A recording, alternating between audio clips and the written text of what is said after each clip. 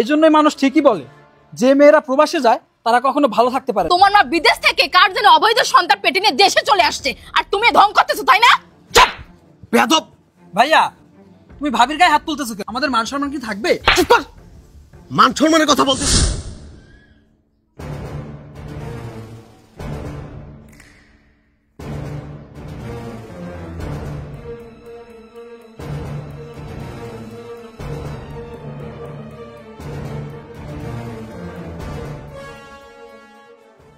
রিপন, বৌমা, জিসান, এরা সব কোথায় গেল?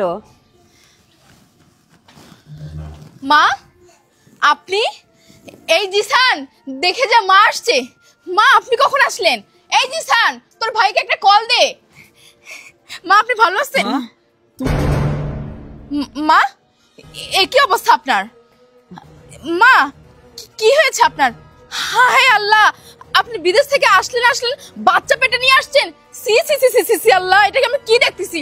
ছি মা ছি, আপনার কি লজ্জা শরম নাই? আপনার কি বিবেকে একবারও বাঁধলো না? এইটা আপনি কি করে আসলেন? হায় আল্লাহ, এই যে স্যার দেখ না মা কি করে আসছে। মা, আমরা এখন সমাজে কিভাবে মুখ দেখাবো? আপনি এটা কি কাজ করছেন মা? বৌমা শোনো, আমার কথা শোনো। রিপন কোথায়? রিপনকে ডাকো। তোমার কথা আর কি শুনবো মা? তুমি এইসব কাজ করার আগে আমাদের কথা একটাবার চিন্তা করবে না? সমাজে আমাদের একটা মান সম্মান আছে। মানুষ যদি তোমার এইসব প্রকৃতির কথা জানে তাহলে আমরা সমাজে মুখ দেখাবো কি করে? আর আমি এখনো বিয়ে করিনি, তোমার এসব যদি মানুষ জানে তাহলে আমি কি কোনো ভালো ঘরের মেয়ে বিয়ে করতে পারবো? আমি বলছি রিপনকে তোরা ডাক। চুপ করো তো, কি রিপন করতেছো? আর কার পাপের ফসল নিয়ে তুমি দেশে ফিরে আসছো? এজন্যই মানুষ ঠিকই বলে যে মেয়েরা প্রবাসে যায় তারা কখনো ভালো থাকতে পারে না। কিন্তু আমি কখনো কারো কথা বিশ্বাস করিনি, কিন্তু আজকে তোমাকে দেখে বিশ্বাস হয়ে গেল। প্রমাণ পেয়েছি যে মেয়েরা বিদেশে যায় তারা কখনো নিজেকে ঠিক রাখতে পারে না, তারা সবসময় উল্টাপাল্টা কাজ করে বেড়ায়। ছি ছি মা, আমি নিজেই এখনো বাচ্চার মা হইনি, আর আপনি এই বয়সে এই কাজটা করতে পারলেন? আমি আর আপনাকে কি বলবো? এই জিসান, তাড়াতাড়ি তোর ভাইকে কল দে। তোর ভাইকে কল দে, লোকজন জানাজানি হওয়ার আগে এই মহিলাকে এই বাড়ি থেকে বের করতে হবে। আর তা যদি তোরা না করিস আমি কিন্তু নিজেই বাড়ি থেকে বের হয়ে যাবো, বলে দিলাম। যা। দাঁড়া ভাবি, ভাইয়াকে ফোন দিতে হবে না। ভাইয়া যদি ওনার এসব দেখে, ভাইয়া নিজে ওনাকে ঘাট ধাক্কা দিয়ে বাড়ি থেকে বের করে দিবে। দেখো মা, আমি তোমাকে ভালো ভালো বলছি, তুমি এই মুহূর্তে এই বাড়ি থেকে বেরিয়ে যাও। মানুষজন জানলে আমাদের মান সম্মান কিচ্ছু থাকবে না। চুপ কর তোরা, আমার খুব কষ্ট হচ্ছে। তোরা রিপনকে ডাক, আমাকে ভিতরে নে, আমাকে ভিতরে নিয়ে যা। আমি আর দাঁড়িয়ে থাকতে পারছি না। আপনার মতো পাপিষ্ট মহিলাকে ঘরে নিলে আমার শরীরে কলঙ্কের দাগ লাগবে, আমি সেটা কখনোই চাই না। বেশি কথা না বলে এখান থেকে চলে যান, যান বলছি। এই কি ব্যাপার, কি হয়েছে কেন? আরে মা, মা তুমি কখন আসছো? আর আমাকে ফোন দাওনি কেন? এই ঢং বাদ দাও, দেখো তোমার মা কি করে আসছে। তোমার মা বিদেশ থেকে কার যেন অবৈধ সন্তান পেটে নিয়ে দেশে চলে আসছে, আর তুমি ঢং করতেছো, তাই না? চুপ বেয়াদব! ভাইয়া, তুমি ভাবির গায়ে হাত তুলতেছো কেন? তুমি মায়ের দিকে দেখোনি নাকি? তুমি কিছু বোঝো না? উনি কি একটা কাজ করে বাড়িতে চলে আসছে, ওনাকে যদি ঘরে নেই আমাদের মান সম্মান কি থাকবে? চুপ কর, মান সম্মানের কথা বলতেছিস? এই তুই না মায়ের সন্তান, এই মায়ের গর্ভ থেকে না তোর জন্ম হয়েছে? তুই মাকে নিয়ে আজেবাজে কথা বলতেছিস। ও না হয় পরের বাড়ির মানুষ, অন্য বাড়ি থেকে এই বাড়িতে আসছে, ও না হয় বোঝেনি, কিন্তু এই গর্ভ থেকে তো তোর জন্ম হয়েছে, আমার জন্ম হয়েছে, আর তুই সেই মাকে অপমান করে কথা বলতেছিস। একটা অসুস্থ মানুষ, তাকে তো আগে ঘরে নিতে পারতি, তাকে বসাইতে পারতি, তারপর তো তার সঙ্গে কথা বলতে পারতি। তা না করে তোরা বাড়ির সামনে দাঁড় করে এত কথা বলতেছিস তার এই তোমার চোখে কানা হয়ে গেছে, দেখতেছ না তোমার মায়ের কি অবস্থা? মা, ও মা, এই যাকে চেয়ার নিয়ে আয়, যা চেয়ার নিয়ে আয়। মা দাঁড়াও মা, এই যে ধর, আগে ধর, মাকে ধর, ওঠো মা, বসো বসো।